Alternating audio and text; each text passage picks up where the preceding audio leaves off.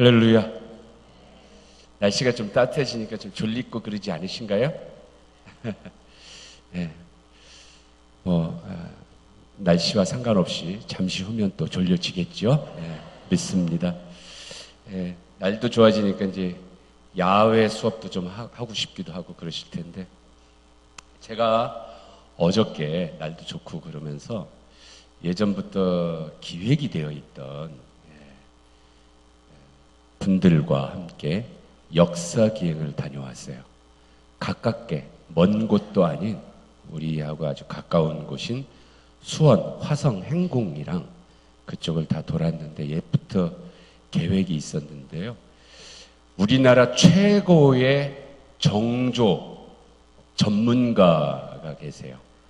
우리나라 최고의 정조대왕에 대한 전문가 교수님이 계신데, 그 교수님이 제가 뭘 부탁하면 무조건 듣게 돼 있어요. 그래서 어제도 그 교수님께서 어떤 것도 받지 않으시고 늘 바쁘신 분인데, 저희 이제 예전 저희 학교 학부모들 그 안내를 맡아주셨어요.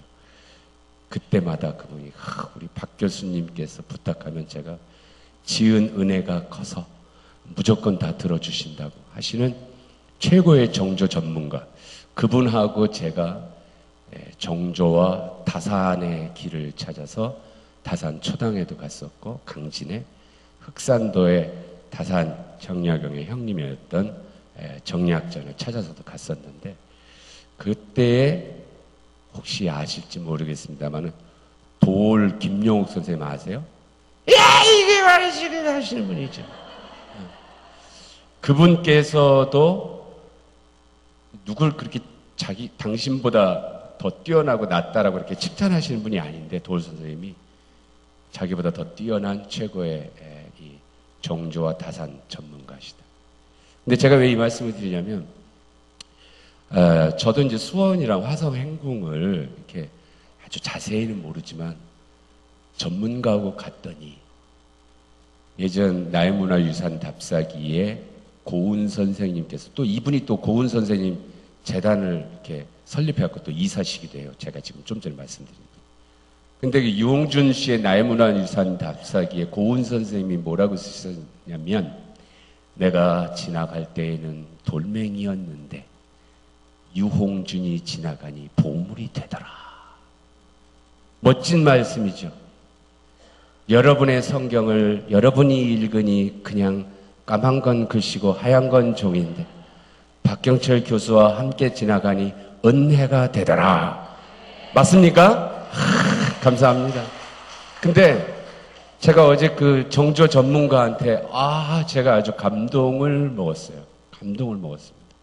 제가 크게 두 가지를 했는데, 하나는 뭐냐면, 화성 행궁에 가보신 분들이 계실지 모르겠습니다만, 방화수리정에 가면 멋진 정자에 사람들 앉아서 이렇게 사진도 찍고 막 그러고 그냥 계단 왔다 갔다 하는데, 아무도 모르는 그냥 그 계단에 돌멩이가 하나 있습니다. 그 아무것도 써있지도 않아요. 다들 그냥 왔다 갔다 하는 거예요. 아무도. 근데 이 교수님께서 자기가 정조 전문가이지만, 그리고 이 유네스코의 이 화성 전체가 세계문화유산에 있지만, 자기는 이 전체에서 가장 값진 보물이 있다면 이 돌멩이다 그러는 거예요. 그래서 이게 뭐냐 했더니, 이게 어떤 거냐면요, 임금이 정조대왕께서, 정조가 우리가 아는 것처럼 정말 전 세계 역사를 찾아봐도 그와 같은 개혁 군주가 없지 않습니까? 그의 삶 또한 참, 왕가에서 11살 때 아버지가 할아버지에서 뒤주에 갇혀 죽은 그걸 경험한 이런 역사가 없죠. 그런 정조가 백성들을 위한 유민정책을 얼마나 그가 많이 그렇게 귀 기울였어요. 근데 그 돌멩이가 뭐냐면, 임금이 거기 와서 방화수리정에서 촥 해갖고 건배를 합니다. 백성들과 함께. 제가 한번 해볼까요? 건배 제의? 성만찬태 할까요? 따라해보세요. 불취, 무기, 불취, 무기. 그런데요, 그게 뭔지 아세요? 취하지 않고서는 돌아가지 않으리. 주당들한테는 정말 좋은 말씀이죠. 제가 중국말도 잘합니다. 제가 건배제 하면 이렇게 탁 건배제. 소치하 당치평 그런 거 아세요? 소치하 당치평. 그런데요, 소주에 취하면 하루가 즐겁고 당신한테 취하면 평생이 즐겁다. 제가 배우는 건 많습니다. 배우는 건 많아요. 성만찬 제가 목회를 하면서 성만찬 다 이렇게 딱 해보면 교회 와서는 얌전하시지만 이 집사님은 소주 타입이시구나. 이 권사님은 얌전하신데 막걸리 타입이시네. 이게 다 보여. 다 보여. 예전에는 이렇게 그 시골 교회에서 이렇게 다 이제 성찬기를 갖고 이렇게 가잖아요. 그러면 어떤 분은 딱 잡자마자 딱 드시고 요 집사님 막걸리 하시는 집사님이고, 또 한 분은 딱 한 다음에 조금 그 귀티 나시는 분들 계세요. 딱 한 다음에 냄새 맡아보시는 분들 있어요. 꼬냑 타입이시네요. 꼬냑. 옆에 사람하고 건배부터 하시려는 분 있어요. 건배. 그렇게 조금씩 마시는 분도 있거든요. 딱 하시는 분이 소주 타입이신 분이 있고, 여러분들 많습니다. 여러분들. 근데 그 임금이 거기 와서 저 아래 백성들과 함께, 저 하위급 신하들과도 함께 그 자리에서 함께 같이 향연을 벌였던 곳이에요. 군사들도 함께. 근데 그 돌멩이가 뭐냐? 하마석이라고 해서요. 임금이 말 타고 오잖아요. 말 타고. 그럼 임금이 말에서 내리든가 말을 탈 때 언제나 어떻게 했습니까? 신하가 임금에서 4시가 됐든 누가 등을 대는 거예요. 백성들에서 관리들 하면 노예든 누구든 이렇게 두면 주인이 등을 밟고 탔는데 임금이 그걸 없앤 겁니다. 인간은 누구나 평등하다. 그래서 그 돌멩이 바위를 놓은 거예요. 그래서 임금이 곧장 누구 사람의 등을 밟지 아니하고 임금이 그 바위를 밟고 돌을 위해서 말을 타든가 말에서 내릴 때 밟고. 그러니 아무것도 써있지 않은 돌인데 이 돌이 이 화성 전체 또 정조 전체를 보여주는 모습이다. 그러니 제가 갈 땐 돌멩이였는데 우리 교수님 보시니까 이 보물이 되는구나. 그러면서 그때 두 번째 제가 감동받은 게 뭐였냐면요. 모든 세종대왕 그 다음에 조선의 왕들 중에서 훈민정음을 가장 많이 이용하고 백성들한테 그것을 베푼 임금이 정조라는 것입니다. 정조. 왜냐? 그 전까지도 훈민정음이 창제된 이래로도 여전히 관리들이라든가 가진 사람들은 백성들이 똑똑해지는 걸 원치 않았다는 것입니다. 그런데 정조만큼 훈민정음을 통해서 모든 백성들이, 일반 평민들이 그것들을 깨닫고, 그리고 무과에 됐든 문과에 됐든 누구라도 자기의 재능을 해서 할 수 있는 사람들. 그러니까 그 유명한 박자가라든가 이런 서얼들도 정조가 썼지 않습니까? 그걸 딱 보면서 백성들을 무식하게 놔두는 게 아니라 백성들을 깨우침으로 인해서 나라에 등용해서 오히려 나라를 발전시키는 일로 쓴다는 그 얘기를 딱 들을 때 제가 우리 신갈교회를 떠올렸어요. 교회가 깨우치고 한국교회가 깨우치려면 우리 목사님처럼 그렇게 많이 성경을 가르치고 깨우치게 해서 교회를 개혁하고 교회를 주의 뜻에 맞게 하는 거, 이건 귀한 일이다. 오늘 그래서 이런 성경 공부가 그런 자리라고 믿습니다. 귀하죠? 근데 그 모든 사람들이 그 교수님과 함께 같이 역사 탐방을 하면 다들 빠져들어요. 아주 푹 빠져. 우리나라 최고의 전문가이고 최고의 구락꾼이라고 제가 얘기를 하는데, 근데 그분을 제가 섭외를 했거든요. 그래서 제가 섭외한 제가 더 중요한 사람이라서 일명 역사 브로커라고 해서 그랬습니다. 자, 오늘 이제 아브라함 얘기를 또 해볼까 합니다. 아브라함과 맺은 계약에 관련된 이야기. 지난 여행 줄거리들을 한번 잠시 간략하게 따라가겠습니다.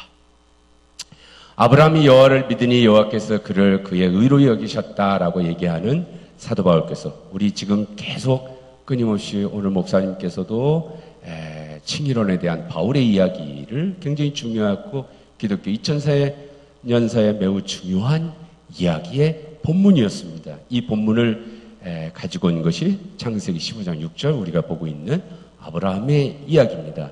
지난번에 이상하게 생긴 저 히브리어에 대한 이야기들을 가지고서 제가 직역을 그대로 하면 문제는 그가 여호와를 믿으니 그가 이를 그에게 의라고 정의라고 여겼다. 이렇게 되어 있는 것. 도대체 그랬을 경우에 이 그가가 도대체 누구냐?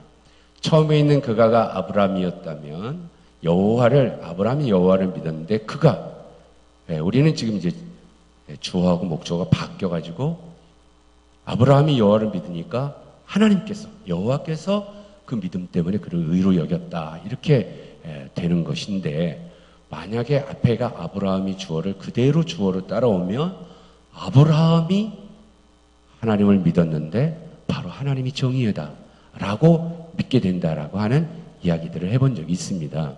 창세기가 얘기하는 내용이죠. 그런데 또 하나의 가능성 중에 하나는 우리가 아는 것처럼 이 그가를 아브라함이 여호와를 믿으니 아브라함이 바로 그것을 하나님을 자기 자신에게 뭐라고 생각했냐면 하나님은 정이다 이런 얘기가 되는데 그 앞에 하나님께서 아브라함을 데리고 나가서 하늘의 별을 바라보며 저를 셀 수 있나 바라봐라. 너의 씨앗이 너의 후손이 저 뭇별과 같으리라. 너의 씨앗 너의 후손이 이게 그라는 말입니다. 바로 그 다음에 그렇다면 너의 씨앗 너의 후손이 여호와를 믿고 그 여호와는 정의라고 믿게 된다. 이 얘기는 지금 아브라함 옆에서 누가 이 성경을 쓴 게 아닙니다. 한참 후에 아브라함의 후손들인 이스라엘 백성들이 자기들의 역사를 고백하고 자기들의 역사 가운데서 하나님께서 우리를 어떻게 구원하시고 우리들을 인도하셨는지에 대한 하나님의 신앙 고백을 적어놓은 것이 지금 구약 성서입니다. 그 성서의 시작에 자기들은 아브라함 첫 조상의 이야기 믿음을 얘기하고 자기들의 역사 가운데 하나님은 무엇이냐 라고 얘기할 때 그 시작부터 하나님은 의이셨다. 하나님은 의롭다. 하나님은 정이다 라고 이야기하게 된다는 것입니다. 이스라엘의 신앙 고백은 뭐냐? 이스라엘의 신앙 고백은 첫째로 우리 민족의 첫 조상은 하나님이 곧 정의라고 믿었다라고 얘기할 수 있다. 그들의 역사의 첫 시작은. 그리고 우리 민족 이스라엘, 우리 하나님의 백성 이스라엘 전체는 곧 하나님이 정의라고 믿는다. 우리는 우리의 첫 조상 때부터 우리는 그때부터 계속해서 이렇게 믿는다 이런 얘기겠죠. 그러면 도대체 아브라함이 하나님을 믿고 그 믿음 때문에 하나님께서 아브라함을 의롭게 했다라는 바울이 본 것이 아니라 창세기가 얘기하는 구약성서에 이렇게 아브라함이 의롭게 되는 게 아니라 하나님은 정의라고 그렇게 번역하고 볼 수 있는 근거가 어떤 문제들 때문에 그럴까? 첫째는 히브리어 본문, 구약성서 본문 자체가 우선 그로 나오니까 그 다음에 그가 그를 믿고 여호와를 믿고 그가 또 했을 때 주어가 바뀌지 않는다. 이제 그런 문제가 하나 있을 수 있고요. 구약성서 전체에 걸쳐서 아브라함이 의롭다는 얘기는 안 나오고 하나님은 의로우시다. 하나님은 의로우시다. 하나님은 정의시다. 라고 하는 것이 굉장히 반복적으로 끊임없이 너무 당연한 듯이 나오는 것. 이것이 너무 당연하다. 그리고 지난번에 봤습니다마는 느헤미야가 옛날 이야기들 자기들의 조상의 신앙 고백을 얘기하면서 하나님께서 아브라함 택한 얘기를 전해주면서 그때도 느헤미야의 입을 통해서 아브라함이 의로운 게 아니라 여호와 하나님이 의로우시다라고 얘기하고 있다는 것입니다. 그 다음 또 하나 문제는 어떤 본문을 볼 때 제가 이제 성서를 저는 이제 예언서 전공자이고 박사학위 논문은 이사야를 중심으로 쓰긴 했습니다만 사실은 저는 성서를 해석하는 해석학자입니다. 근데 성서 해석학에 제가 박사학위에 가장 중요한 건 뭐냐면 여러분들이 어떤 독서를 하든가 책을 읽을 때 이 책을 잘 읽어야 돼요. 그렇죠? 독서의 그때 가장 기본 원칙이 뭐겠느냐 하는 겁니다. 여러분이 어떤 책을 갖고 이 책을 잘 이해하기 위한 독서의 기본 원칙이 뭐냐? 언제 한번 얘기한 적 있죠. 저자의 의도도 알아야 되고 뭐 여러 가지 있겠지만 가장 중요한 기본 원칙은 처음부터 끝까지 읽는답니다. 처음부터 끝까지 읽는다. 그 얘기는 중간부터 읽거나 골라 읽거나 띄엄띄엄 읽거나 그렇지 않다는 것입니다. 성서를 어떻게 이해하고 있느냐? 그럼에도 불구하고 성서는 여러분들이 처음부터 끝까지 읽지 않습니다. 물론 성경 통독을 올해 시작하면서 올해는 한번 읽어보자 그러고 창세부터 읽겠죠. 그렇지만 한번 여러분이 읽으신다 해도 성서 전체를 처음부터 끝까지 읽기는 하겠지만 의미 없이 읽어요. 그리고 실제로 읽어도 여러분은 골라 읽습니다. 띄엄띄엄 읽어요. 그래서 여러분 성경은 전부 빨간 줄이 안 가 있을 겁니다. 마음에 드는 거에만 빨간 줄이 가죠. 두려워 말라, 놀라지 말라, 할렐루야 이런 것만 하죠. 너를 지명하여 불렀나니 너는 내 것이라. 뭐 하여튼 너한테 복 준다 뭐 이런 거에만 줄쳐 있죠. 여러분 성경들 어떤 분 제가 예배 드리면서 봤는데 감동이에요. 얼마나 성경을 많이 봤으면 저렇게 성경이 저럴까 싶은 분들이 굉장히 많더라고요. 우리 신갈교회 여러분들이 성경을 너무 많이 보시는 것 같아요. 여러분 각자 성경을 제가 본 적이 없거든요. 본 적이 없습니다. 근데 공통점이 있을 것 같아요. 어떤 성경이든. 한번 보실래요? 각자 성경 한번 펴보실래요? 요즘은 하도 영상으로 잘 나오니까 성경 안 갖고 가다 하시는 분들 많죠. 그러니까 딱 보자고 하기가 좀 그런데 그래도 있으신 분들 제가 투시의 은사가 있어서 제가 여러분 성경을 다 볼 수 있어요. 역대기 1장 펴보십시오. 역대기상 1장을 한번 펴보십시오. 역대기상, 사무엘상하, 열왕기상하, 그 다음에 있는 역대기상. 여러분 성경 순서들 다 아시죠? 창세기, 출애굽기 이렇게. 우리 학생들한테도 어떻게 아니? 그랬더니 노래로 알아요 그러더라고요. 여러분도 아세요? 한번 해보시죠. 시작. 음정 하나도 안 맞고 됐습니다. 이거 할 때마다 제가 왜 무슨 생각이 나냐면 창세기, 출애굽기, 레위기, 민수기, 신명기, 여호수아 이러잖아요. 저는 주일학교 때 저희 교육부 부장님께서 장로님이신데 장로님께서 북에서 내려오신 분이셨어요. 그래서 저는 주일학교 때 배운 게 있어요. 성경 목차. 그래서 저는 아직도 그걸 기억을 합니다. 어떻게 배웠는지 아세요?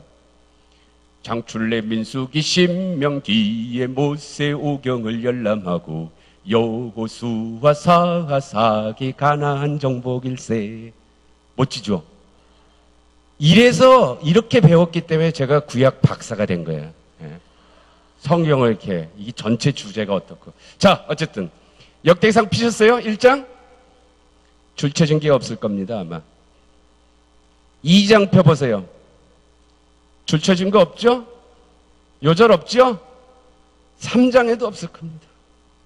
다시 한번 할게요. 민수기 1장으로 한번 와보실래요? 민수기 1장. 민수기 1장. 민수기 1장 줄 쳐진 거 없을 겁니다. 26장 펴봐도 줄 쳐진 게 없을 겁니다. 왜 줄이 안 쳐져 있는 줄 알아요? 누가 누굴 낳고 누가 누굴 낳고 뭐 이상한 이름들 처음 듣는 이름들 말을 줄 친다는 건 은혜로운 요절의 말씀들이잖아요. 근데 여러분이 줄을 안 치는 이유는 요절이 아니야. 은혜롭지가 않아. 왜 그런 줄 아세요? 내 이름이 없어서 그래요. 자기 이름이 없어서 그래요. 성경은 중요한 해석학입니다. 성경은 모든 것을 기록해 놓지 않았습니다. 그렇죠? 예수님의 무슨 일대기가 다 있습니까? 그렇지 않습니다. 성경 다 있지 않아요. 오랜 세월을 거쳐서 구약 성경이 900년, 1000년의 세월인데 모든 걸 다 기록해 놓지 않았습니다. 그러면 필요한 것만 넣어놨다는 뜻이에요. 필요한 것만 넣어놨다는 뜻은 다른 말로 성경에 없는 것은 고민하지 마시고 성경에 있는 것은 은혜 안 된다고 그냥 지나가시면 안 된다는 겁니다. 의미가 있는 거죠. 역대기상부터는 아담서부터 족보가 계속 나와요. 사람 이름들이 계속해서. 역대기상 하는 이스라엘의 역사의 이야기인데 나중에 한번 또 얘기하겠습니다만은 바벨론으로 포로로 잡혀갔다가 다시 이스라엘로 다시 돌아온 사람들이 자기네의 과거 역사를 다시 쓴 역사책입니다. 이스라엘의 옛날 역사책이 또 있었어요. 어떻게 이스라엘 땅에 들어와서 어떻게 이스라엘의 국가가 생겼고 왕들이 생겼고 이 얘기들은 어디부터 있냐? 여호수아, 사사기, 사무엘서, 열왕기서까지 다 있어요. 그래서 열왕기 하에 가서 이제 이스라엘이 예루살렘 멸망한 이야기 역사책이 있습니다. 근데 역대기 상하는 다시 포로로 돌아온 다음에 옛날 책이 있음에도 불구하고 또 썼어요. 또 썼어.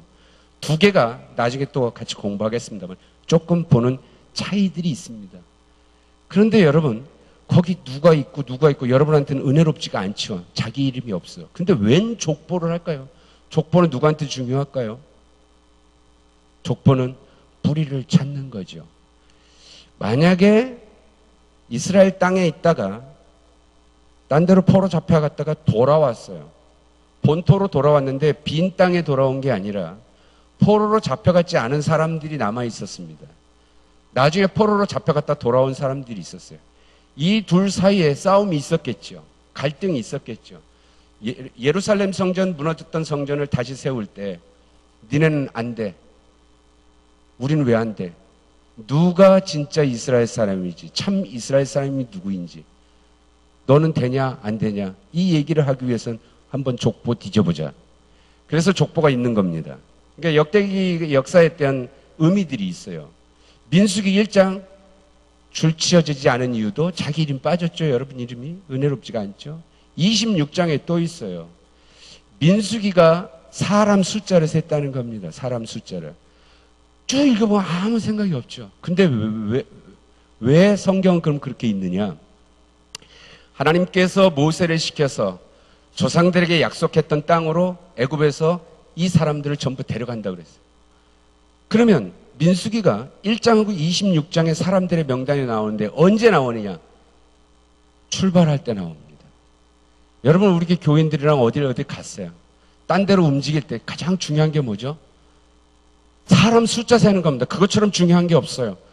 한 번 세고 또다시 쉬어보고 또다시 쉬어보고 누구 하나라도 빠진 사람이 있으면 안 되죠. 그래서 세는 거예요. 그렇게 세는 거예요. 26장에 가서 왜 또 세냐? 애굽에서 나온 사람들이 다 죽었어요. 광야에서 다 죽었습니다. 여호수아하고 갈렙만 빼고서. 그래서 광야에서 태어난 제2세대 약속의 땅으로 다시 가야 될 때 사람 수를 다시 세는 겁니다. 그러니까 우리는 잘 그렇다 하더라도 얼마나 중요한 얘기들이 성경에 곳곳에 의미가 있다. 그래서 여러분들도 성경을 볼 때 그냥 그러려니 하고 지나가면 돌멩이지만 이게 왜 여기 기록이 돼 있을까? 앞뒤의 관계들을 보셔야 할 필요가 있습니다. 그렇다면 지금의 문장에서도 아브라함이든 그의 후손이든 하나님께서 아브라함에게 하늘의 묵별을 셀 수 있나 보라 하고 했을 때 아브라함이 그를 믿으니 의롭게 여겼다. 이 본문이 그가 그를 의롭게 여겼다. 이것이 의미가 있으려면 앞뒤 내용을 통해서 왜 이런 얘기들이 필요한지를 볼 필요가 있다라는 것입니다. 그렇다면 다시 한번 짤막하게나마 창세기 12장 아브라함을 부르고 창세기 15장에 와서 아브라함이 고백하는 이 중요한 이야기, 2000년 동안의 우리 기독교의 믿음의 신앙 고백의 중심인 이야기를 가지고 왔던 이 본문을 이해하기 위해서는 우선 창세기 자체의 내용을 좀 더 보자. 자, 지금까지의 창세기의 중요 흐름들을 좀 보도록 하겠습니다. 하나님이 지으신 세상은 처음엔 선이었습니다. 그런데 아담, 사람에 의해서 악해졌지요. 악의 근원은 하마스, 폭력, 그리고 그 결과는 피 흘림이었습니다. 본래 아담은, 사람은 아담마, 땅에서 나온 존재이고 그 생명의 근원은 피담이죠. 한번 따라해 보세요. 아담, 아담아, 담. 아담은 아담아에서 나오고 아담의 생명의 근원은 담, 피라는 겁니다. 악한 세상을 하나님은 물로 심판하셨습니다.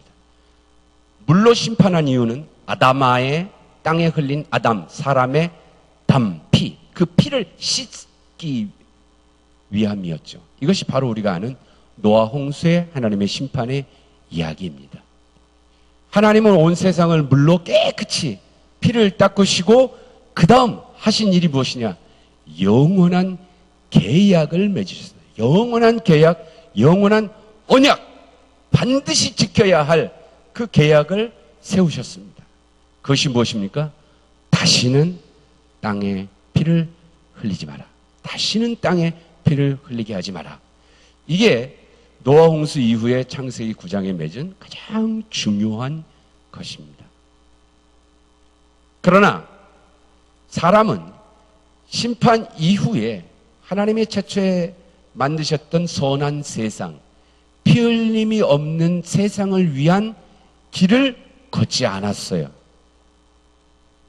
하나님의 심판을 다시 받지 않기 위한 선한 길을 선택한 것이 아니라 또다시 있을 수 있는 하나님의 심판을 피하기 위해, 다시 말하면 또다시 홍수가 온다고 해도 살아남기 위한 하늘까지라도 오를 수 있는 높은 탑을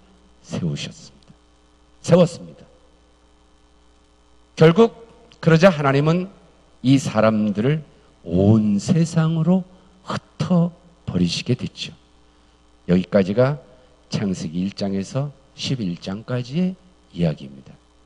그 다음에 무슨 일이 있었죠? 그리고 하나님은 새로운 선택을 하셨습니다. 저 땅끝 갈대아 우르에서 한 사람, 아브라함, 이스라엘 민족의 첫 소상을 불러내셨죠. 그리고 이스라엘 역사의 중심인 가나안 땅으로 이끌어 오셨습니다. 온 세상으로 흩어진 사람들, 그리고 하나님이 불러온 한 사람의 관계는 앞으로 어떻게 진행이 될까? 이 서막을 알려주는 것입니다. 사실 그 한 사람의 이야기가 아니라 이 이야기를 적고 있는 구약성서의 훗날 이스라엘 백성들의 신앙 고백의 중심에는 이 한 사람으로부터 시작된 이야기, 곧 자신들의 역사, 이스라엘의 역사를 이야기하려고 하는 것입니다.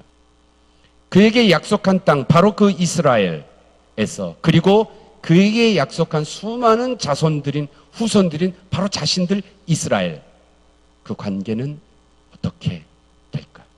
바로 이스라엘과 열방, 민족 간의 관계는 무엇일까를 이야기해 나가려고 합니다.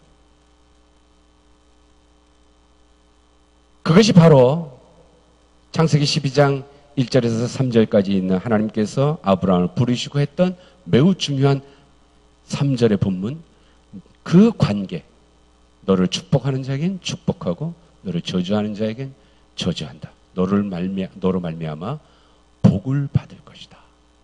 그러면 너로 말미암아 복을 받는다. 가만히 있기만 하면 복을 받을까요?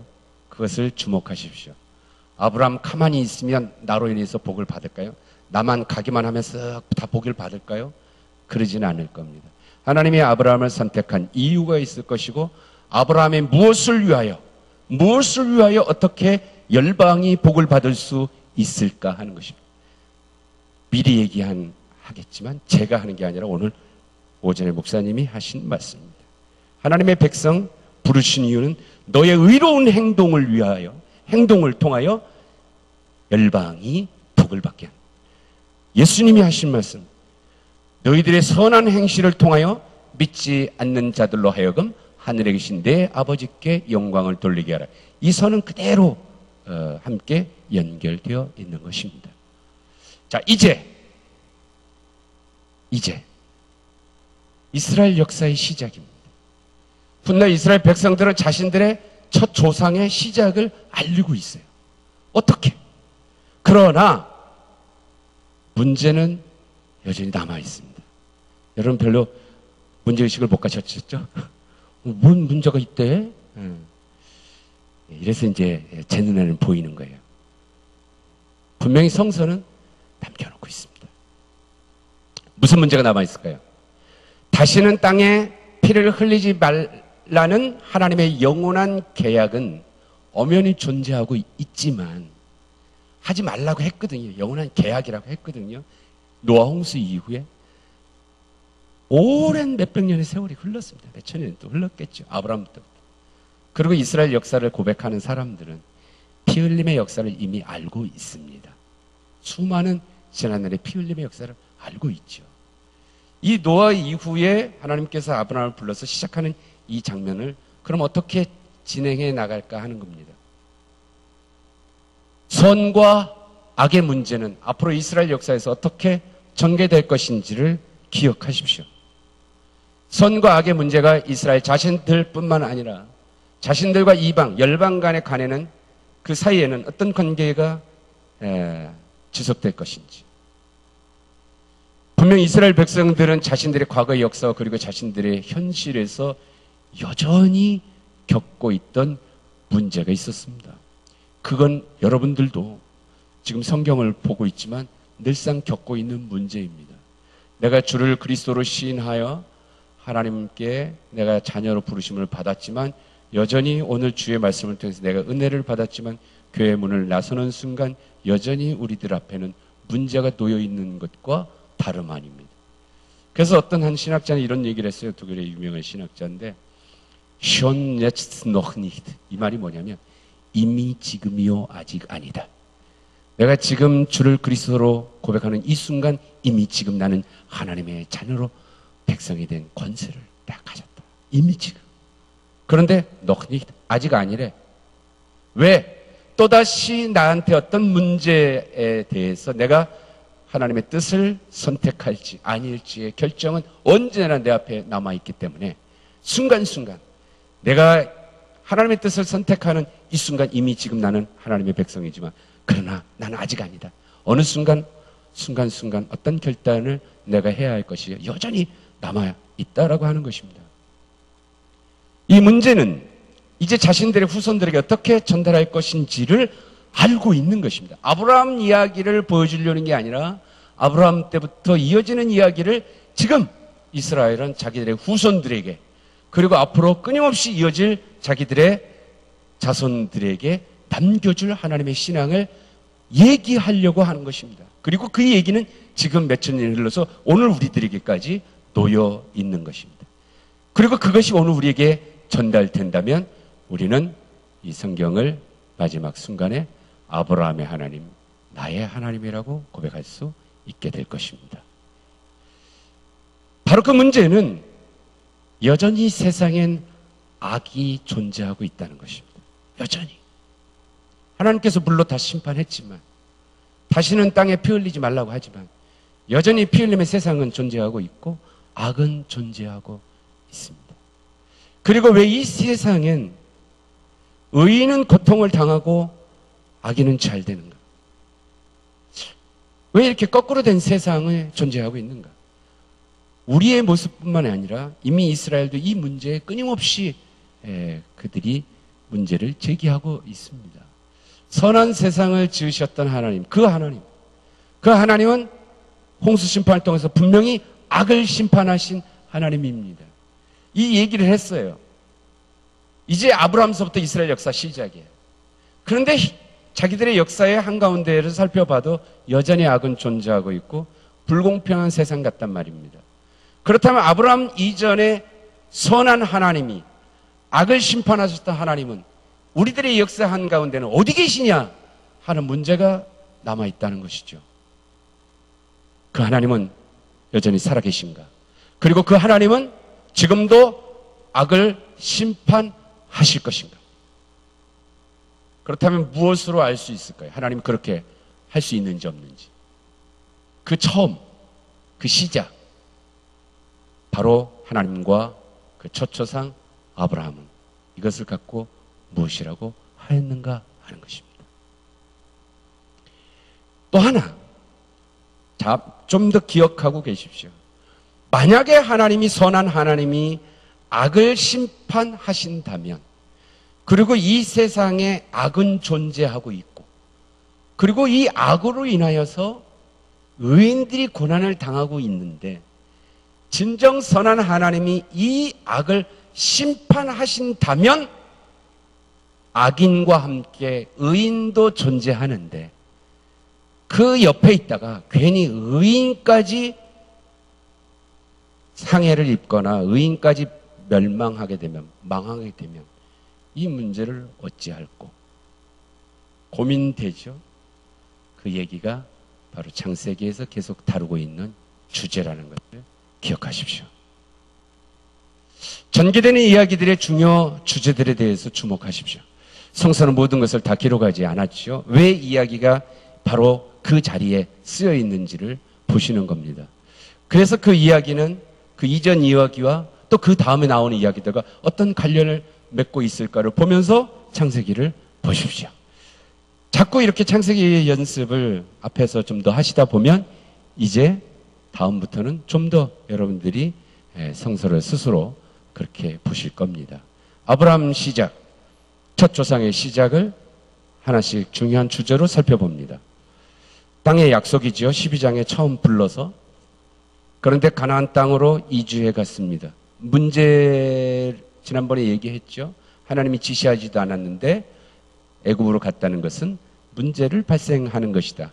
바로 거기서 스스로 움직였기 때문에 바로 왕과 아내에 대한 문제, 바로 왕과 아내의 문제는 하나님이 땅과 자손에 대한 약속에서 땅에 대한 문제와 자손에 대한 문제가 한꺼번에 중복적으로 나타났다는 것이고요. 이 아브라함과 바로, 다시 말하면 애굽 열방 간의 둘의 관계를 어떻게 할 것인가. 바로에게 재앙이 내릴 수 있죠. 아브라함에게 잘못하면. 그러나 그 모든 것을 알고 맞고서 다시 재앙을 면하게 되고 아브라함에게 축복하고 모든 많은 재산을 이렇게 주게 되죠. 선물을 주고. 그리고 애굽에서 떠나서 다시 약속의 땅으로 갑니다. 모티브가 그대로 아브라함을 불러서 기근으로 인해서 애굽으로 갔다가 바로에게 재앙을 내리려다가 이제 빨리 니네 것 갖고 다 떠나서 다시 가라. 무슨 얘기죠? 출애굽 얘기하고 똑같죠. 야곱이 기근을 당해서 요셉이 있던데 애굽으로 갔다가 10가지 재앙과 함께 바로가 네 모든 것을 가지고 빨리 떠나라. 아주 그 복선의 암시가 깔려 있지 않습니까? 그 다음 13장. 계속되는 땅의 문제가 있죠. 이번에도 역시 이번에는 어떤 문제가 생기냐. 가나안 땅에서 이제는 왜 이방 사람들이 아니라 아브라함과 롯, 친척 간의 문제, 땅 문제, 또 스스로 이번에는 분명히 소돔 땅으로 가게 됩니다. 좋아 보인다고. 우리는 알고 있지요. 그 다음 소돔과 고모라를 알고 있습니다. 다시 말하면 소돔으로 간다? 갈 때부터 어이구 죽으러 가는구나 하는 것을 알 수 있습니다. 그리고 아브라함은 가나안 땅에 있고 헤브론에서 다시 한번 그 자리에서 땅에 대한 제 약속을 하게 됐습니다. 14장. 결국 소돔으로 간 롯으로 인해서 이방 나라들과의 전쟁이 있게 됐고 아브라함은 롯을 구출하러 갑니다. 그때 중요한 사람, 자기의 하인이었던 종 엘리에셀과 함께 쫓아가게 됐죠. 318명이라고 얘기했습니다. 그럴 때 이방 제사장이 축복을 하게 됩니다. 갑자기 뜬금없는 이방 제사장, 지극히 높으신 하나님의 제사장이라고 얘기하는 사람의 이름이 살렘 왕, 살람, 이슬람 사람들, 이슬람도 살람이잖아요. 그래서 살람 알라이쿰 하고 인사합니다. 평화, 샬롬. 그래서 한번 따라해보세요. 예루살렘. 원래 그거 잘못된 발음이에요. 잘못된 발음을 계속 우리가 하고 있는 건데 원래는 따라해보세요. 여러분들에게 이렇게 가르쳐 드릴게요. 예루샬라임. 예, 예루샬라임이에요. 예루샬라임.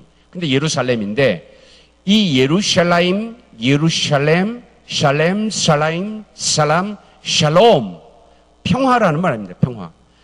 안녕하세요. 안녕. 그래서 안녕하십니까 하고 인사하는 게 우리가 안녕하세요 할 때 이스라엘 사람은 샬롬 하고 인사하는 거예요. 샬롬. 그래서 성경을 읽어보면 누가 누구한테 와 다윗에게 오고 또는 뭐 사울에게 찾아갔고 제일 먼저 뭐라고 하면 그대는 평안한가? 뭐 평안한가를 얘기하냐? 뭐 그래서 그대는 평안하다. 뭐 말을 직역해서 그렇지 그냥 처음 만나서 안녕하셨어요. 샬롬 샬롬 하고 인사하는 얘기를 성경으로 그냥 번역을 그렇게 해서 그렇습니다. 샬롬 샬롬. 근데 이 샬롬 평화의 왕인 멜기세덱 사덱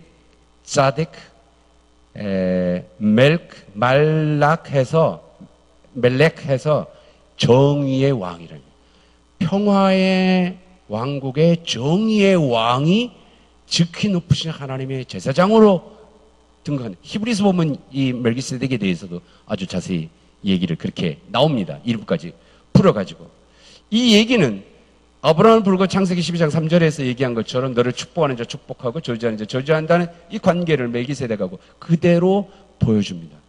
그리고 또 하나의 문제점 소돔과의 전쟁, 소돔에서 롯을 구출하고 이방만 민족들과의 전쟁을 통해서 멜기세덱의 10분의 1을 준 아브라함은 그 어떤 전리품에도 손대지 않게 되죠. 아무것도 없죠. 아무것도 없으니까 아브라함은 곧장 하나님 앞에 나에게 뭘 주실 겁니까? 그러면서 아브라함이 얘기했던 것이 나에겐 이 엘리에셀밖에 없다. 상속자 엘리에셀밖에 없다. 그러자 이 땅 지금까지 얘기는 지금 창세기 12장 불러서 땅과 자손에 대한 약속인데 땅 문제가 계속해서 나왔던 것이고 롯과의 문제죠. 25장부터는 그러면 자손에 대한 약속에 대한 문제가 거론이 되고 있다는 것입니다. 그 자식에 대한 문제, 나에게는 엘리에셀밖에 없다. 상속자. 누가 상속받을 것이냐? 이것은 자손 씨앗에 대한 문제이다. 그리고 엘리에셀이 아니라 바로 내 몸에서 나올 사람이 상속자다. 자손, 후손이 된다. 라고 얘기합니다. 내 몸에서 나올 자. 그가 누구일까요? 그가 누구죠? 여러분들은 아니까 이삭이라고 그러죠. 내 몸에서 나올 자 누가 나오냐? 이스마엘이 나왔어요. 그래서 이스마엘 얘기가 들어갑니다. 그랬더니 그 다음에 하나님이 내가 언약을 맺을 사람 상속자 그리고 하갈이 아니라 사라에서 태어난 자라고 하는 다시 상속에 대한 문제를 얘기를 거론을 합니다. 그래서 하갈과 이스마엘과 이삭의 이야기가 그 다음에 나오게 됩니다. 아직은 그가 누구일까에 대한 상속의 내 몸에서 나올 자를 얘기합니다. 그들이 곧 하늘의 뭇별처럼 많아질 것이다. 그게 바로 아브라함의 씨앗이고 후손이 됩니다. 이스라엘 자신들의 그 이야기의 시작이죠. 이스라엘과 하나님의 관계는 그럼 무엇일까요?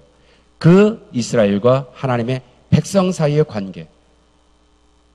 우리가 하나님의 약속으로 인해서 저 뭇별같이 많아질 텐데 옛날 우리의 첫 조상도 그렇게 얘기했는데 그래서 우리가 뭇별이 된다면 그 뭇별은 하늘과 무슨 관계냐 이런 거죠.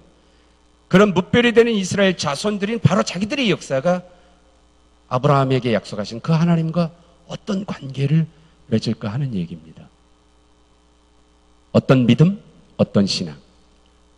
그것에서 바로 그 다음 절 15장 6절이 하나님은 정의라고 고백했다는 것입니다. 그 고백이 있은 후 곧장 전개되는 얘기는 조금 이따 하겠습니다. 기억하십시오. 아브라함의 하나님을 믿었다라고 하는 고백이 있은 후 이어지는 얘기는 잠시 후에 하고요. 15장을 했으니까 16장서부터 어떻게 연결되는지를 연결해 보겠습니다. 16장에서는 과연 하나님이 약속한 뭇별이라고 하는 내 몸에서 날짜, 이 후손, 상속자는 가능하냐? 왜죠? 아내 사례가 나이도 너무 많이 들었고 그리고 전혀 아이를 낳을 수 없는 상황이었다는 것으로 시작을 하게 됩니다. 자, 이번에 어떻게 가죠? 그래서 사례가 아내가 여종 하갈을 아브라함에게 하죠. 똑같은 패턴이라는 거 기억하십니까? 똑같은 패턴. 하나님이 아브라함을 불러서 내가 지시할 땅으로 가라. 근데 땅으로 가라고 했는데 그 땅에서 기근이 일어나자 하나님의 지시를 상관하지 아니하고 아브라함이 애굽으로 내려간 것입니다. 바로 요 앞에서 하나님께서 뭇별같이 내가 너의 후손들을 약속하리라 했어요.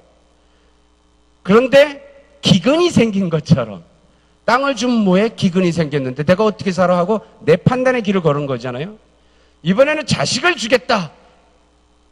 자식을 했더니 도저히 자식을 낳을 수 없는 이 기근의 상황인데 거기서 판단의 기준은 여정을 통한 이 일로 얘기하고 있다는 것입니다.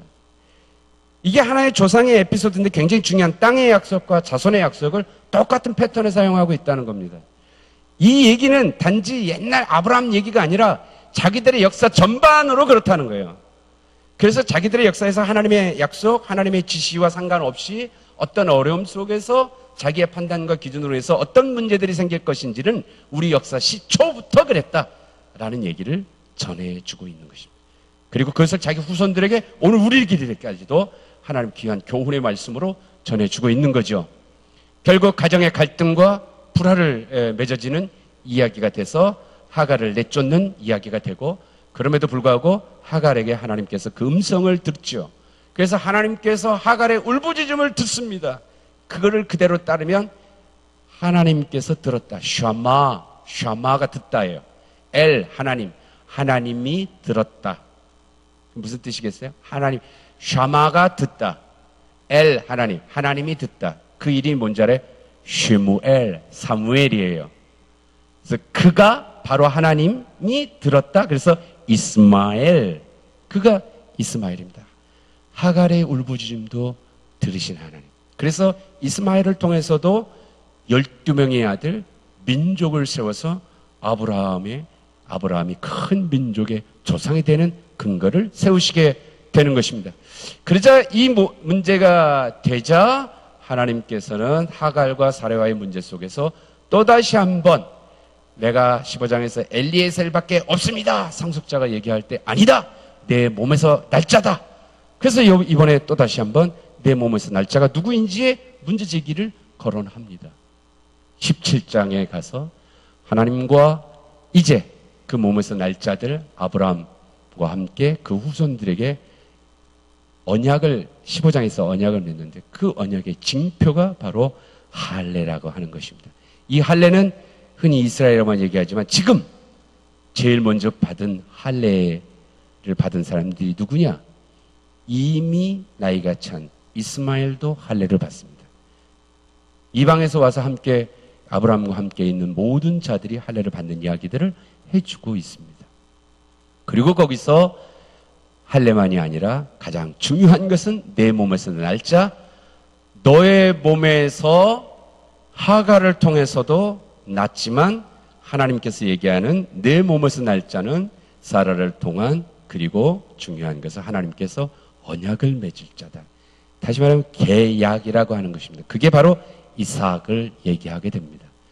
물론 오늘은 거기까지 안 갑니다만은 이 성경을 이제 보면 제가 예고편을 해드린다면 그랬는데도 불구하고 그 애를 죽이라는 거예요. 불태워 죽이라. 이게 도대체 뭐냐? 다음 주로 미루겠습니다. 그건 너무 갑자기 미소 지으시는 분들이 계세요. 그 다음에 이제 18장에 천사들이, 주의 천사들이 방문하는 이야기입니다. 내 몸에서 날짜라고 얘기하고 주의 천사들, 우리가 잘 아는 3명의 천사였다.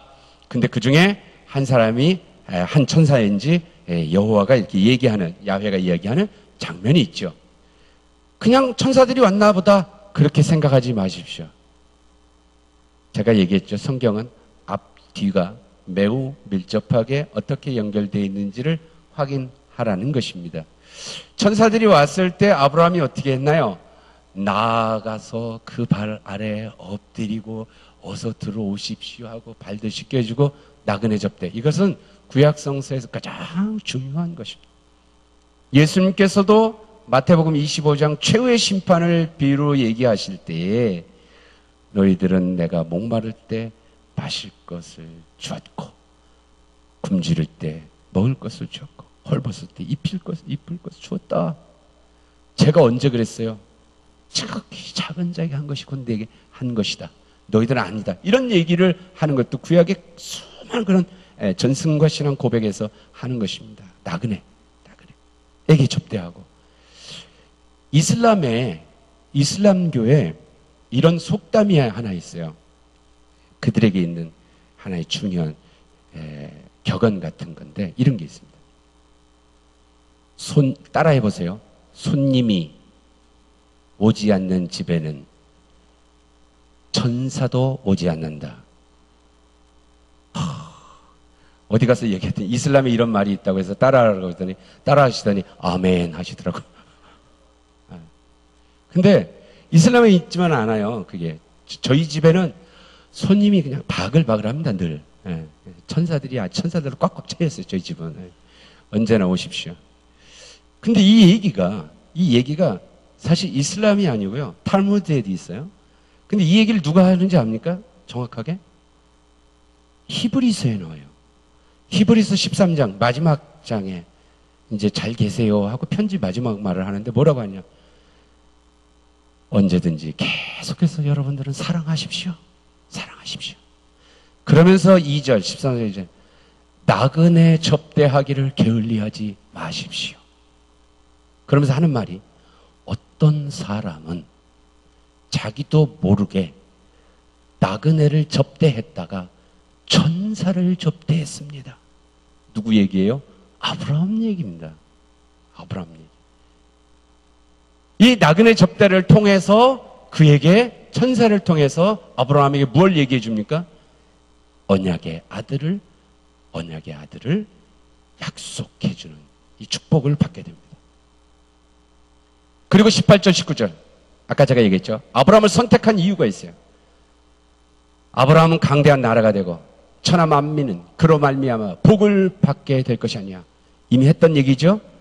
그러면 아까 얘기한 것처럼 천하 만민이 어떻게 복을 받냐 말입니까?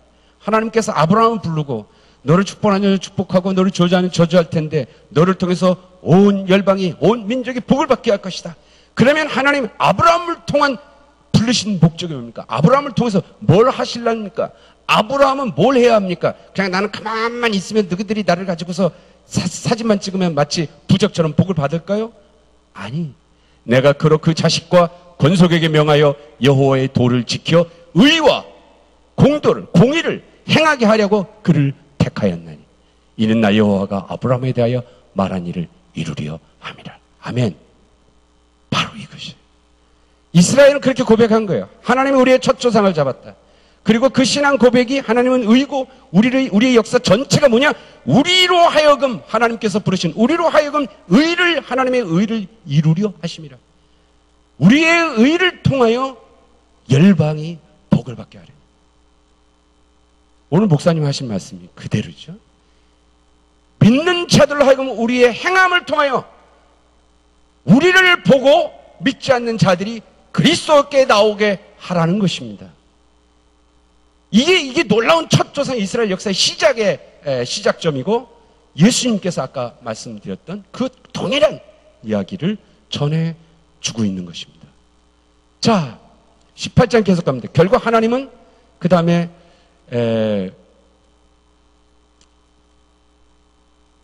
그 하갈의 이야기 이스마엘 통해서 그 울부짖음에 응답하시고 하나님은 소돔 땅에 있는 사람들의 울부짖음 때문에 심판을 얘기하는 장면입니다.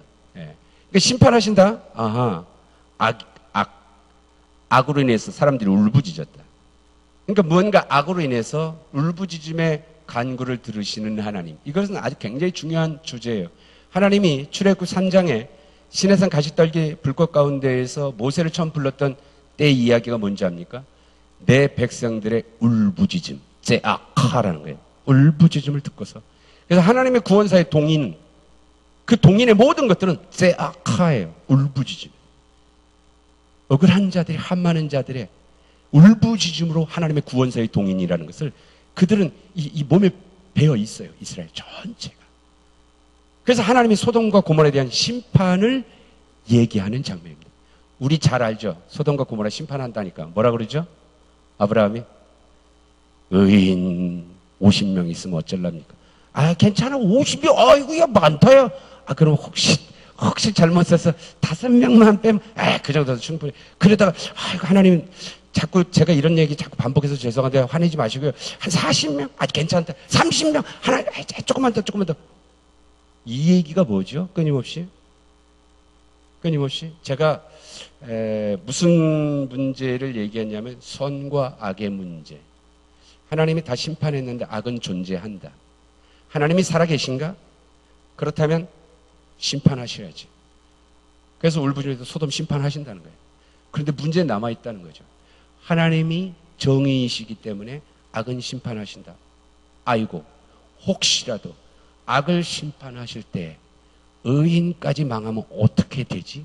이 문제를 아브라함이 소돔 고모라에 대한 심판에서 끊임없이 반복적으로 지금 얘기하고 있는 장면이라는 것입니다. 의인이 있으면 어떡합니까? 의인이 없으면 괜찮다. 이게 바로 의인을 악인과 함께 멸하시렵니까? 아브라함의 계속된 강구. 10명이라도 있더라도 아니다. 그 다음 19장 결국 소돔을 심판하죠. 이러다가 얘기되는 장면. 왜 심판할 때 주의 천사들이 롯의 집에 들어가자 그 지역 사람들이 그 손님들을 끄집어내라고 얘기하는 장면이죠. 그래서 그들에게 심판이 임하는 얘기들입니다. 계속 대조적으로 쓰고 있는 걸 아시겠어요? 아브라함에게 주의 천사가 왔을 때 나그네를 접대하던 아브라함에게 하나님께서 약속의 상속자 언약의 아들 이삭을 약속해 주는데 롯에게 갔던 두 천사들에게서 소돔의 사람들은 그에게 나그네를 접대하지 않는 이것을 대조적으로 하나님의 구원의 약속과 심판에 대한 모습을 동일하게 보여주고 있다라고 얘기한다는 것입니다. 롯의 아내가 소금기둥 된 이야기, 제가 뭐 사진도 있고 뭐 이런 얘기, 미련에 대한 이야기 뭐 얘기 있습니다만은 그것 갖고도 많은 얘기들이 있을 텐데 가장 난해한 것이 바로 요 장면이죠. 엄마가 소금기둥이 되자 도망 나온 롯과 두 딸이 이제 우리의 자손들이 없으면 어떡하냐. 그래서 민낯으로는 할 수 없으니 아버지를 술 취하게 하고 언니가 들어가고 동생이 들어가고. 그 성경 아세요? 어떻게 그런 걸 읽습니까? 나 부끄러워서. 그 확 덮어버려야지. 그래가지고 옛날 사람들은 감히 못 읽었대요. 그래갖고 옛날 성경책은 다 빨간색이었대. 성경책이 다 빨간색 아니었어요? 잘 모르시나? 옛날 성경책은 여기가 다 빨간색이었어요. 그 이유가 다 그렇대. 다 빨간색이었대. 그 빨간색 금서처럼 그거 읽으면 안 된다 그러다 이제 좀 색깔 좀 베끼면서 좀 읽었다고 그러는데 도대체 이 얘기를 통해서 하는 게 뭐냐? 그래서 두 딸을 통해서 나온 아들들의 이름이 자식이 모압과 암몬이에요. 그렇죠? 모압과 암몬. 그래서 나중에 모압 족속의 조상이 되고 암몬 족속의 조상이 된다. 그럼 조상이 되면 됐지. 어떻게 그렇게 나쁘그러운 일들이 있을까? 여기에는 매우 중요한 얘기가 있습니다. 이스라엘 역사 내에서 매우 중요한 어떤 논의들이 있었어요. 논쟁들이. 그게 뭐냐? 마치 우리 기장이 총회를 하잖아요. 총회를 하면 그 숫자들 때문에 누구나 다 못 가니까 각 지역 노회에서 총대들을 뽑아서 총회에 참석합니다. 근데 총회에서 이스라엘 전체 총회에 하나님의 총회는 하나님의 거룩한 회합이기 때문에 그 거룩한 회합에 들지 못하는 사람들이 있어요. 이런 사람들은 들어오면 안 된다 하는 거예요. 그 중에 모압하고 암몬 족속은 들어오면 안 된다는 것입니다. 이유가 있어요. 그 이유가 뭐냐? 법전에 하나님께서 그 법전에 어떤 법률들을 지켜라 이거예요. 그 중에 성 관련 법률 조항들이 있습니다. 그 성 관련 법률 조항들에 신명기 22장 30절 원래는 히브리 성경은 그게 23장 1절부터 시작하는 건데 거기 뭐였냐? 사람이 그의 아버지의 아내를 취하여 아버지의 하체를 드러내지 말지니라. 뭐 이런 얘기 있고, 그 히브리어 원어로, 우리말은 저런데 히브리어 그 구약 성서의 원어 자체는 뭐냐면 아버지의 옷을 잡아다니지 마라, 이런 거예요. 벗기지 말라. 그래서 그 아버지하고의 동침에 관련된 부분에 대한 문제를 제기하는 거예요. 그러면서 23장 3절에 암몬 사람과 모압 사람은 여호와의 총회에 들어오지 못하리니 그들에게 속한 자는 십대번하여 여러 어쩌고저쩌고 해라. 이런 조항들이 있다라는 것입니다. 그리고 그 근거를 삼을 때 너희의 조상, 너희의 그 시작이 바로 그런 것이다라고 하는 암시를 박아놓는 거지요. 역사에서 이스라엘 사람들한테. 그런 얘기가 지금 이 모압과 암몬 두 딸에 관련된 이야기의 내용을 보여주는 것입니다. 20장 아브라함과 아비멜렉의 이야기가 나옵니다. 여기서 똑같은 문제, 12장 아브라함이 하나님이 지시할 땅에서 자기 마음껏 기근으로 인해서 바로 왕에게 갔던 것처럼 이번엔 또 아비멜렉에서 똑같은 자기의 아내를 누이라고 속인 일이 있어서 아비멜렉을 죽이려고 하죠. 재앙이 내리게 됩니다. 그때 이 아비멜렉이 하나님한테 직접 하는 말이 뭔지 압니까? 어찌하여 의로운 민족을 멸하려고 하느냐. 아까는 아브라함이 얘기합니다.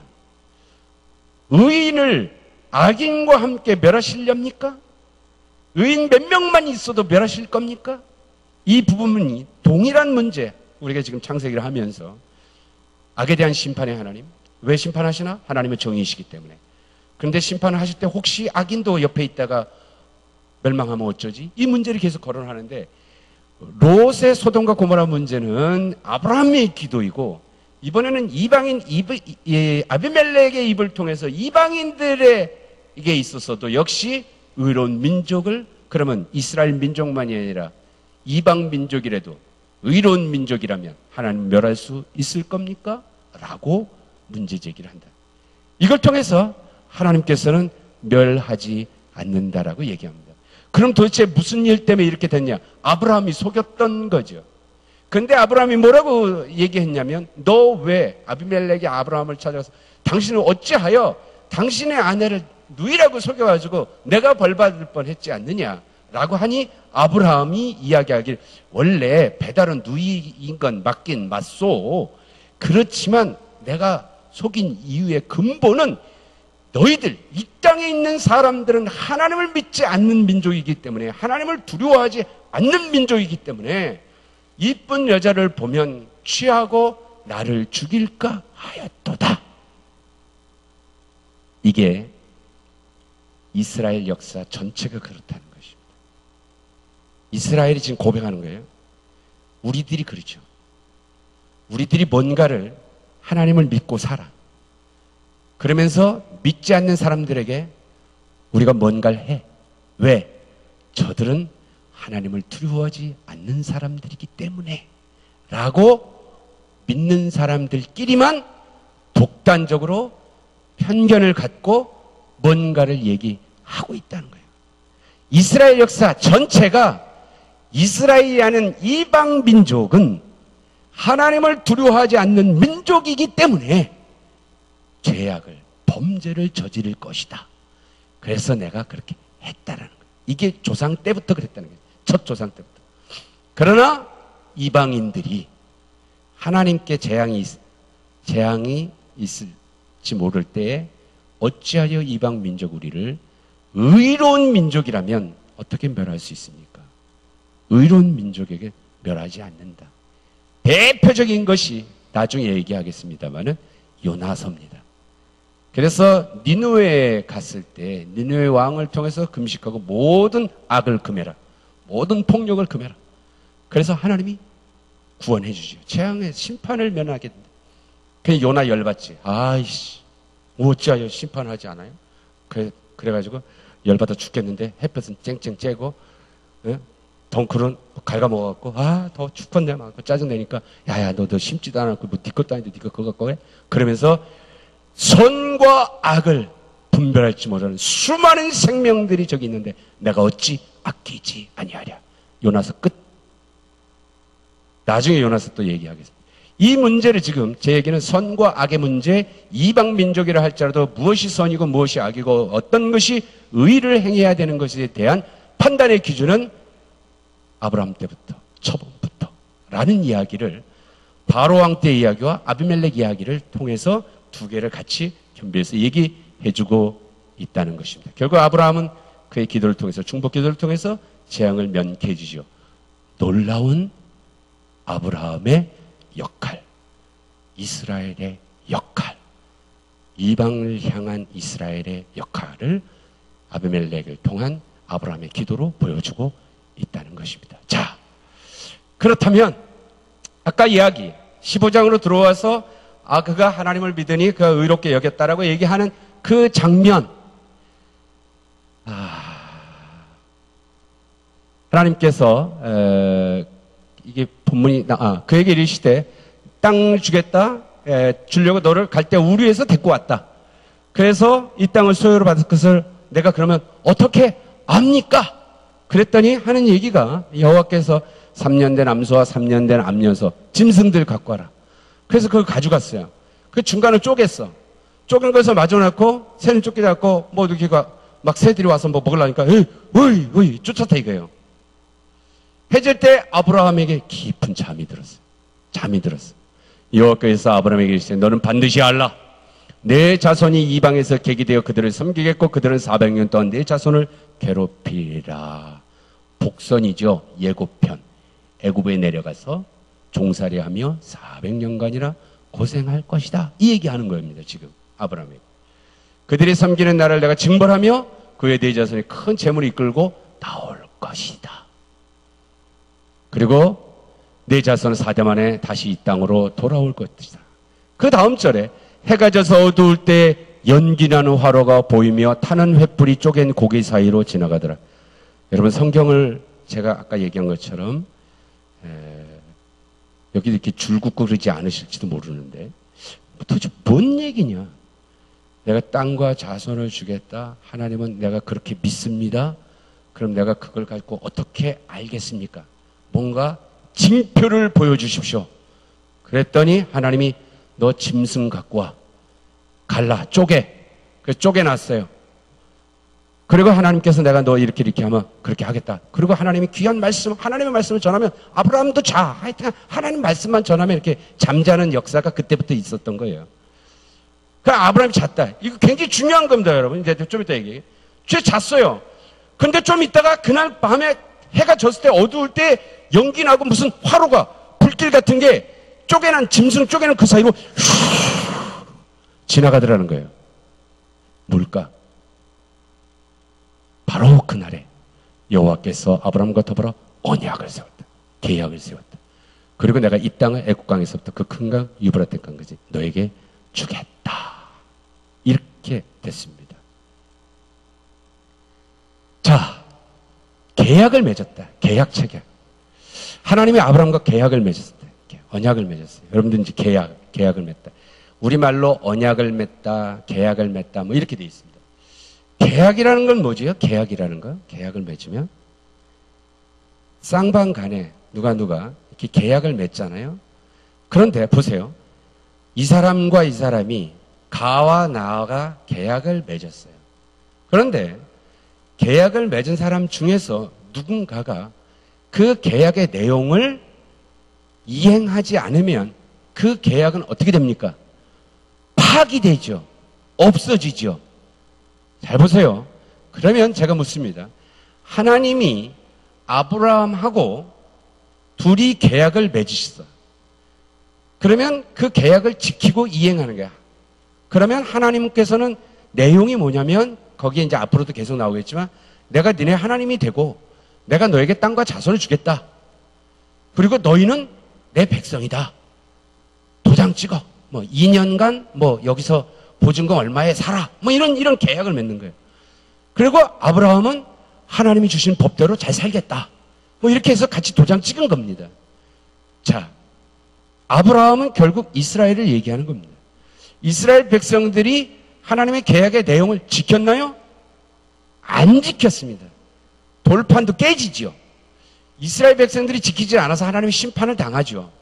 자, 그러면 이 계약은 이스라엘이 지키지 않았기 때문에 파기돼요, 안 돼요? 파기돼요.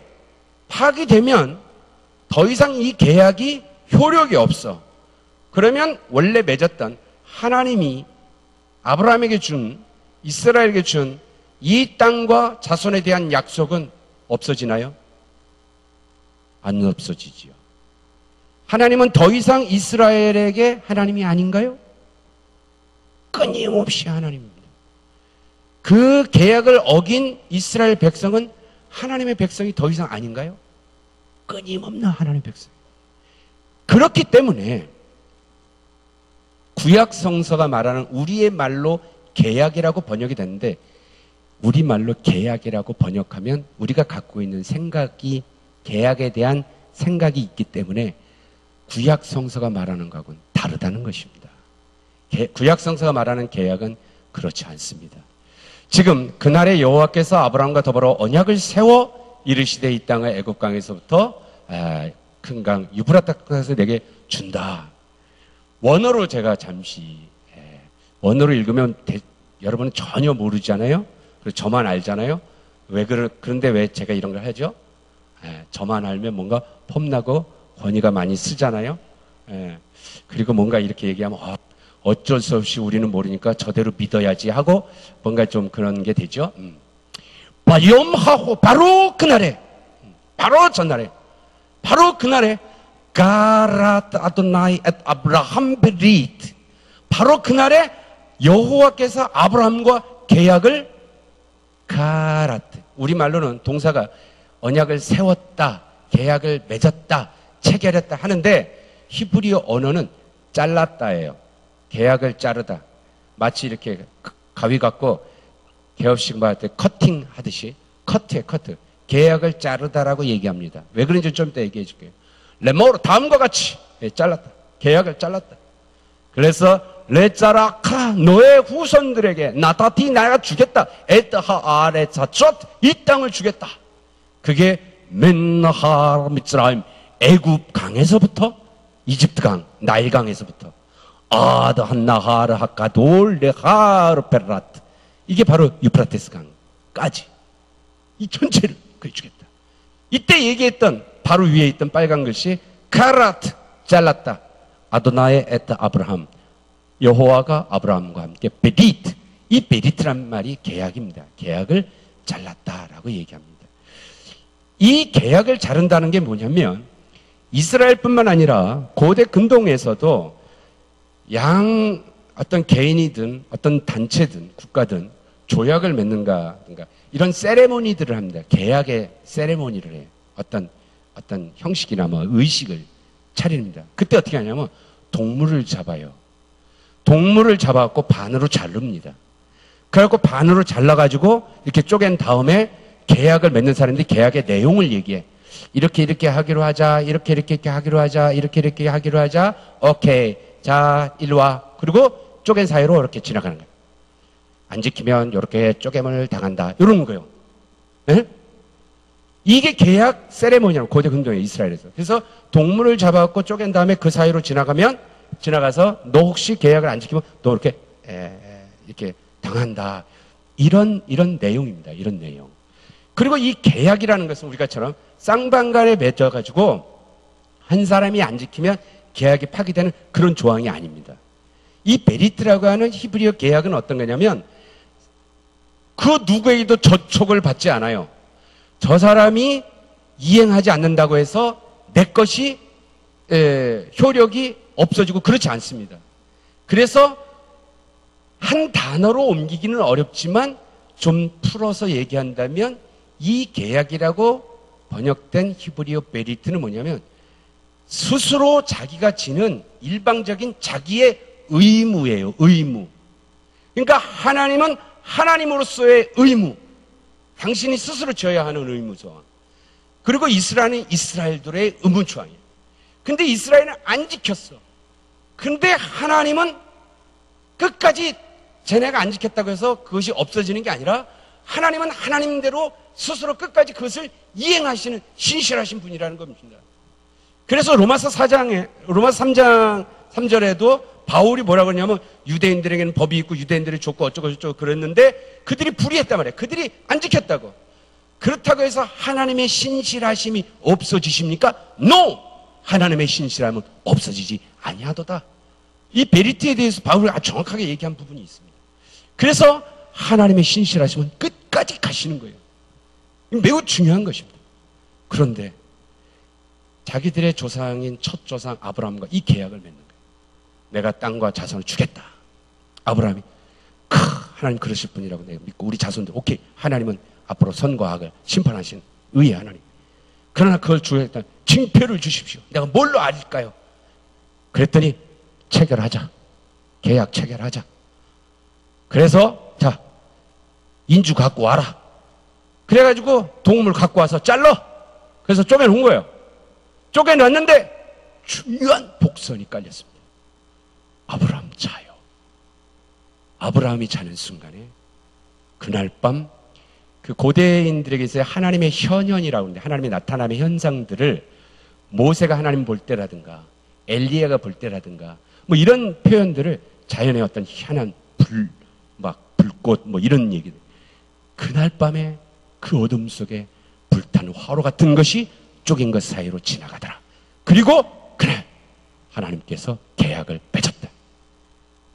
이스라엘 역사 전체를 통해서 하나님의 신실하심은 당신만이 지키실 것이라는 것을 복선으로 간 겁니다. 놀라운 게 보이죠? 여러분 이런 성경은 안 보이죠? 네. 이게 지금 역사의 시작입니다. 그리고 그 다음에 출애굽의 이야기, 시내산에 가서의 계약의 이야기 이제 다 끝났습니다. 그럼에도 불구하고 예루살렘 성전 무너지는 이야기들, 너희들 하나님 지키지 않은 것에 대한 하나님의 심판을 얘기할 때 그것을 목도했던 눈물의 선지자 예레미야가 이런 얘기를 합니다. 예레미야 34절. 그러므로 여호와께서 이와 같이 말씀하시느니라.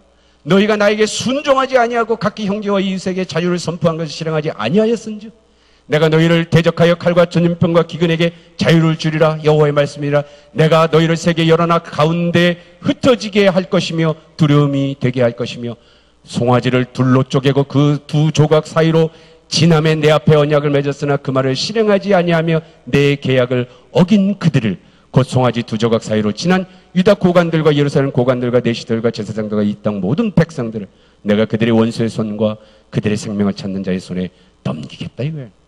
계약에 관련된 그러한 표상을 예레미야도 그대로 얘기하는 장면입니다. 하나님의 신실함, 하나님만이 지키실 것. 이스라엘 백성들은 자기들의 첫 조상의 이 얘기를 통해서 시작해 나갑니다. 이제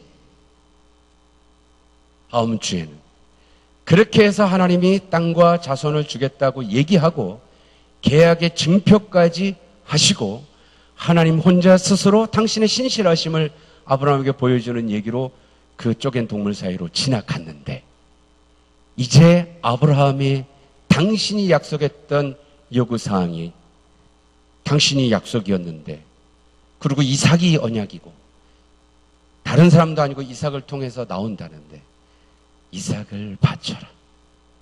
그것도 배를 갈라 번제로 불태워 죽여라. 이게 가능할까?